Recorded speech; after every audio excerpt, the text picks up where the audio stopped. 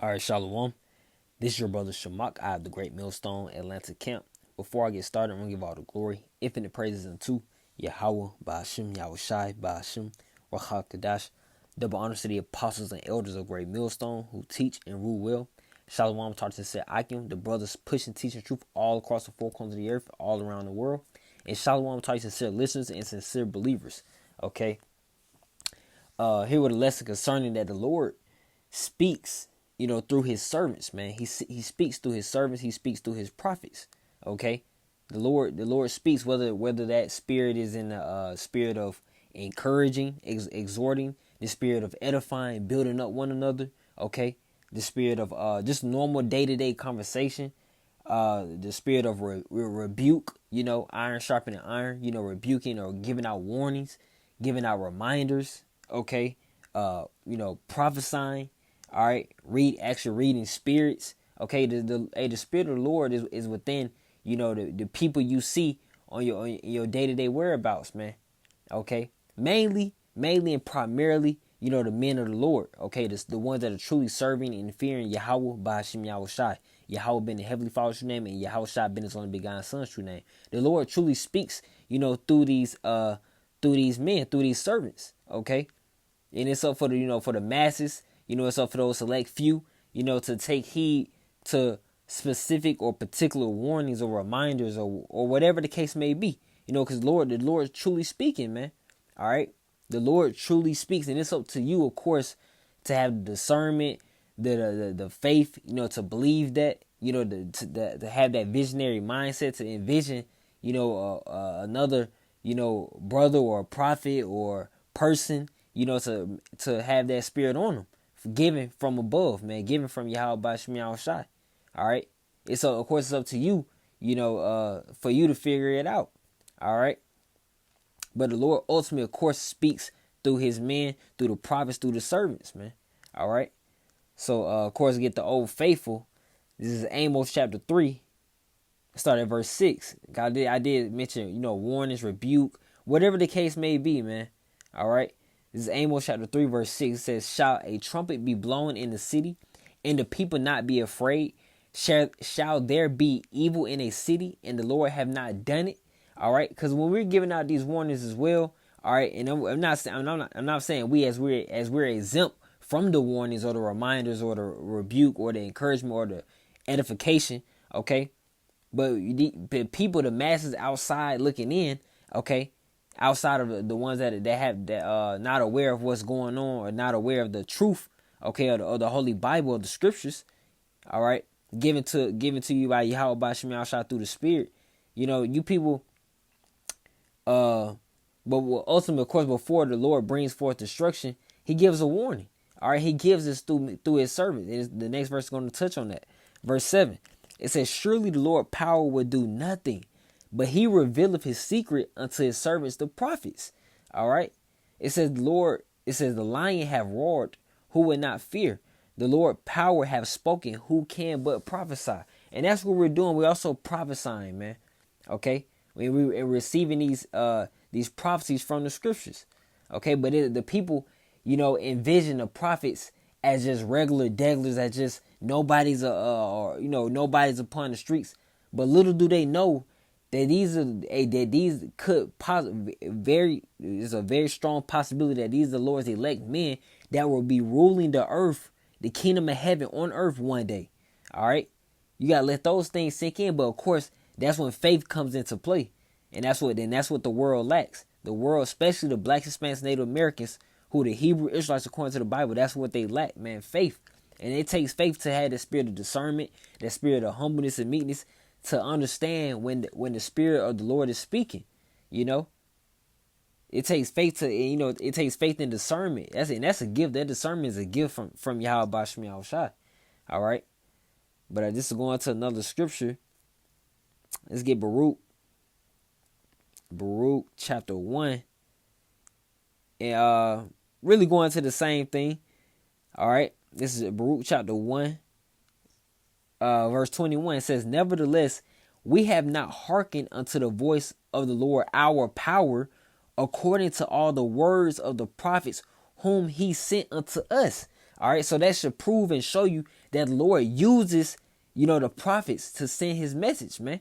All right, so that's why it's important, when you come across the prophets, when you come across the videos, to actually listen and peep the spirit, peep the spirit with whatever spirit they're coming in, man.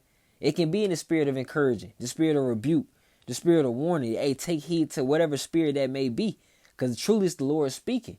All right, and whenever is being said, hey, take it seriously. Okay, and hearken is going to listen. These people don't listen to the voice of the Lord our power, because that's why the Lord works in mysterious ways. He sends the prophets. He sends people that may seem regular in you people's eyes, man. All right, but that's how he fools you. All right, because if he can easily come down if he wanted to and speak to you himself. All right, he's the creator of the heavens and the earth. But he needed those humble spirits, because only a humble spirit will listen to another person of like manner like them, with a message from the Lord. Only a humble spirit is going to listen, going to take heed to that, or their spirit is going to bear witness to that. All right. But verse 22, it says, "But every man followed the imagination of his own wicked heart, to serve strange powers and to do evil in the sight of the Lord our power." And that's what we did in our past lives, man. We did in this life as well until we repented and actually put in effort to rehearse the righteous acts of Yahweh by Shem Shire, the righteous acts that were already written in the Holy Bible, man. Okay? But these people follow after their own wicked heart. They don't think, or they don't, they can't envision, the prophecies come to pass. They can't envision the prophets actually being men of the Lord, actually being, renowned men, all right? And men that are ultimately, some that are not even going to die, all right, according to prophecy, all right? People can't even fathom these things, man. But one of the main things they can't fathom is that the Lord speaks through his men, through his servants. They can't fathom that, man. And it seems like simple. It seems simple, or it would come off to be simple, but it's truly not. It's very spiritual. All right. Let's get another one. This is 2nd Ezra chapter 2, verse 1. It reads, "Thus saith the Lord, I brought this people out of bondage." And who did the Lord bring out of bondage, man? One instance out of Egypt. Okay, the children of Israel, man, the Israelites. This entirety of the scriptures referring to the Israelites, man. It says, "And I gave them my commandments by men servants, the prophets." See? Men servants, the prophets, whom they would not hear, but despise my counsels. All right, and that's another thing. The spirit of counsel, man. That sound advice, and that's when the Lord is speaking too. The Lord speaks in various different ways, man, through different men, through different personalities, through different characteristics. All right, and it's up to you, of course, in your faith, to acknowledge when, okay. When it's specifically speaking to you, all right, directly or indirectly, whatever the case may be, to you, it's up to you to acknowledge and take heed from it, to actually listen to it, and not despise the counsels as we have done before with our forefathers, in which our people continue to do this day, which they when they reject the word and reject the message that we're sending out, and on the highways and byways and in our videos as well on the internet. Okay. This also gets an instance with Paul speaking. This is to the church of Corinth. This is 1 Corinthians chapter 2. I get verse 4. 1 Corinthians chapter 2, verse 4 says, "And my speech and my preaching was not with enticing words of man's wisdom, but in demonstration of the Spirit and of power." See, it's not about this, and that's one thing about the Spirit, of the Lord. You can't fake the Spirit, okay? As Paul mentioned, it's not with enticing words of man's wisdom, because that's what the world gives you. That's what the politics, the gimmicks, the wordplay with semantics. That's not what it's about, man. Under that, and then you got to it's all about the demonstration of the Spirit and the power, all right? And it comes from these scriptures, man. All right, but that's what people fail to realize. They're all about the enticing words. That's what has brought many to the philosophies and the principalities of religion and churches, because they all about the ones or the individuals that sound good, man. All right. Verse 5 says that your faith should not stand in the wisdom of men, but in the power of the Most High. And that's powerful. It's not about listening to it's not about the man, it's about the Spirit speaking in that man. All right, in that prophet, in that man's servant, in that servant in general.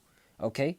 Verse 6, it says, howbeit we speak wisdom among them that are perfect, yet not the wisdom of this world, nor the princes of this world that come to naught, but we speak the wisdom of the Most High in a mystery, even the hidden wisdom, which the Most High ordained before the world unto our glory. And that's what we're true. It's ultimately a mystery. You know, that's why most of the people in the world today can't receive the truth of the scriptures, because it's a mystery, man. It's hidden wisdom from Yahweh Bashim Yahushai. That's why I said at the beginning that it's a gift if you have that discernment.